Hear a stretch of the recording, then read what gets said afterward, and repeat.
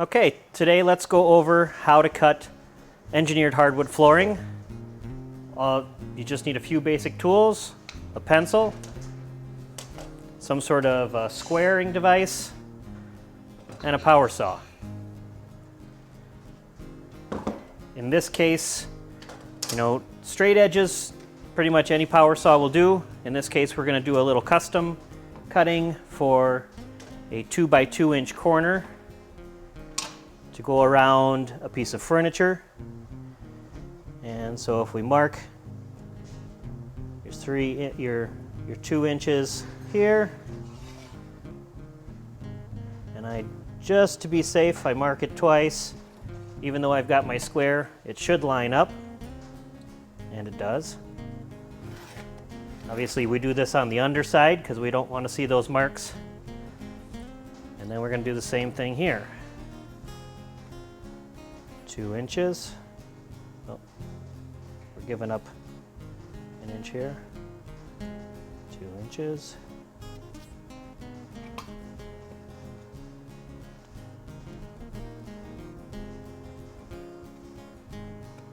So you've got your clear mark where you want to go. I like to put an X there so I know that that's the part I am getting rid of.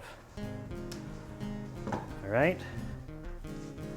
Then you grab your power saw. I like to use a jigsaw just because it gives me a little more control and it's nice and lightweight.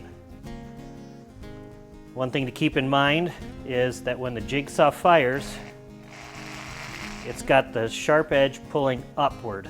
So you always want to have your finished edge on the bottom so it's pulling into that finished edge. Keeps you from getting a lot of those rough edges that you may get and have to do any sanding if for some reason this edge will be visible. So we'll go ahead and get into this.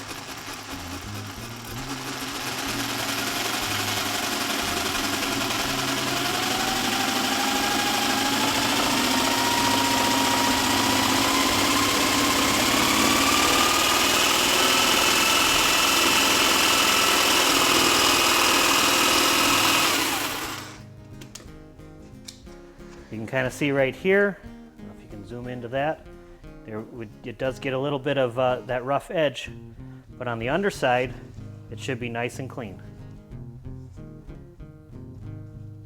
So we'll go ahead and finish it off from the other corner.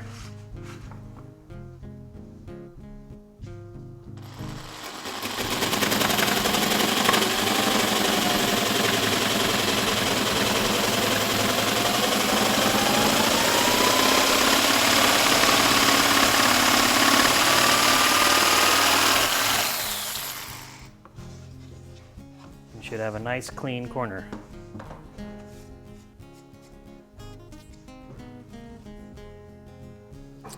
Now if we want to cut off a straight edge just for your staggering purposes, in this case you're going to want something with a little bit bigger blade.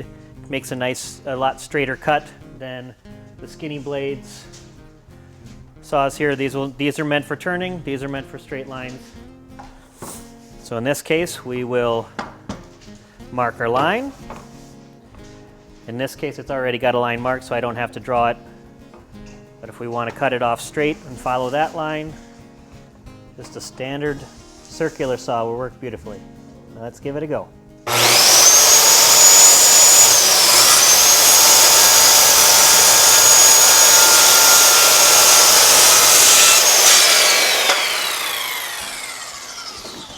As you can see, the blade did spin upward, and so on the top edge you may get a little bit of this fraying that goes on. That's why it's important to keep it coming up towards your finished edge.